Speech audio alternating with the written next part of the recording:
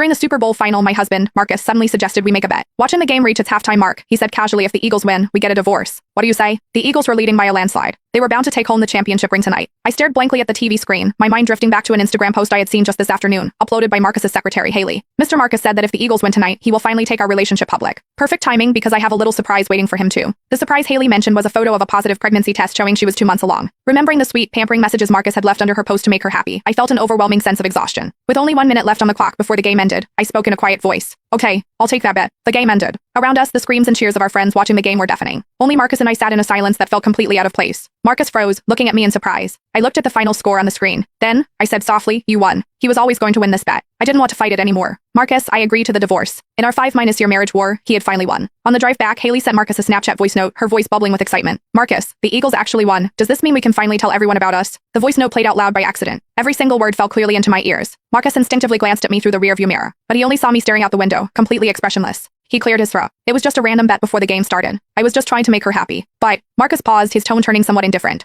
Since I've been with her for so long, I guess it really is time to marry her. I gave a quiet have your lawyer draft the papers. Seemingly not expecting me to agree so easily, Marcus was slightly taken aback. Then he said, there's no need to rush it like this. I met his gaze calmly. We wouldn't want to delay your big announcement. It's better to sign the papers as soon as possible. After all, she's been waiting quite eagerly. I wasn't lying. Haley had been with him for 3 years, but she had never gotten the chance to show him off publicly. As long as Marcus and I were married, he couldn't bear to let Haley be labeled a homewrecker. Marcus stared at my face, trying to read my expression, but I was too exhausted. I just closed my eyes. I didn't want to say another word. As we neared the house, Marcus suddenly said, the power went out at Haley's place. She's terrified of the dark. I need to go over and keep her company. Okay, just draw me off at the next intersection, I said, not even looking at him. I was already too used to this. Marcus hesitated. Only after I stepped out of the car did he say, I might not come back tonight. I nodded, my face completely calm. Okay? After Marcus's car drove away, I stood on the sidewalk for a while. My phone buzzed. It was a Snapchat message from my best friend, Amber. Did you and Marcus leave early? I can't find you guys at the party. Marcus had hesitated for a long time about coming to this game tonight. Maybe out of guilt or maybe remorse, he had still ended up coming with me. I replied to Amber. Yeah. Amber replied instantly. Because of Haley? Why won't that girl just disappear? She's just a secretary. Has Marcus lost his mind? Maybe he had. I didn't know when things had started to change between Marcus and me. When did it begin? Probably when his work got too busy, and we talked less and less.